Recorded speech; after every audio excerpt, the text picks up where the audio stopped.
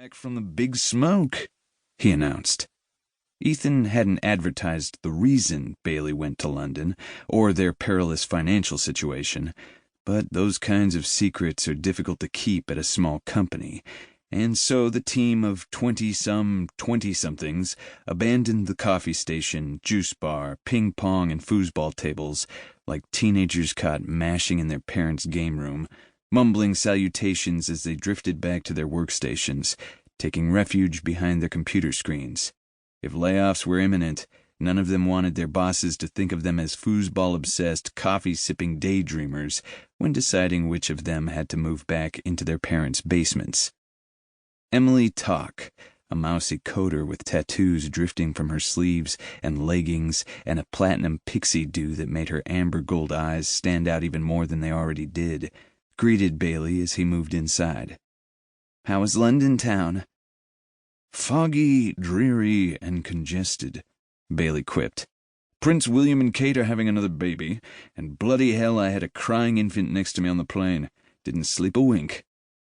Bailey's dry humor and unremitting quirkiness amused the techies.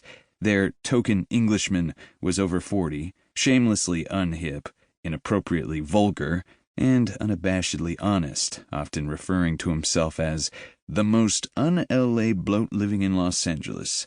He wore his out-of-shape paunch and crusty gait like an entitlement, and took pride in his disdain for exercise, sunshine, farmers markets, vegans, non-smokers, happiness, and false praise.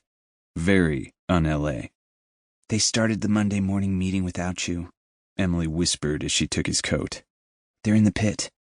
"For the love of God," Bailey called out as he passed nervous eyeballs peering over workstation cubbies, "would one of you gorgeous geniuses please fetch me a double-shot mocha before my head explodes?" "Who died?"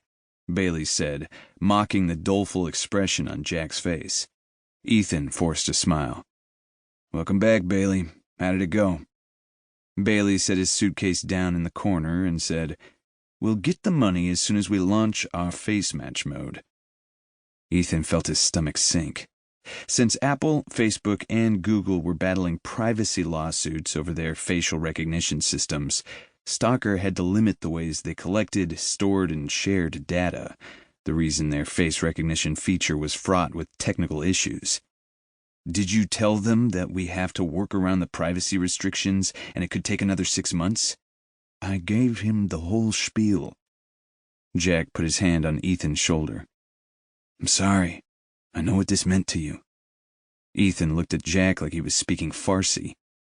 "We'll find the money somewhere. The contract specifies Stalker can't raise money anywhere else for another year. We've been over this. There has to be a way around that." Bailey pulled a check from his billfold and waved it in the air like a flag. "You don't have to find a way around it." Ethan reached for the check. It was from the Angels Anonymous Shell Company, High Point Corps, and it was for the full amount. "You got the money?" "I got the money." Ethan hugged Bailey, his 6'5" frame engulfing the portly Brit. "Why didn't you just say so? You almost gave me a heart attack. My brother was about to quit." Bailey laughed. It was a nervous laugh. Ethan was so relieved he couldn't let go.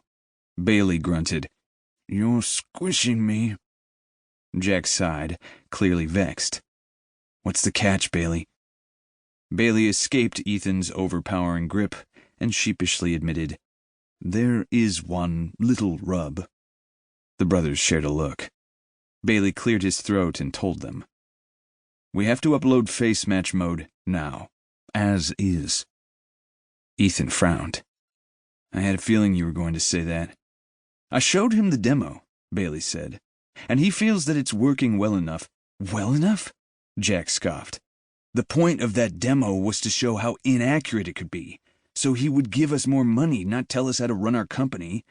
"We need to stay solvent," Ethan said with a conciliatory tone, staring at the check. "Which means we need to keep our investor happy. It's called compromise." Jack sneered. "Zuckerberg hasn't ceded control. Elon Musk won't kowtow to anyone, and Sean McQueen..."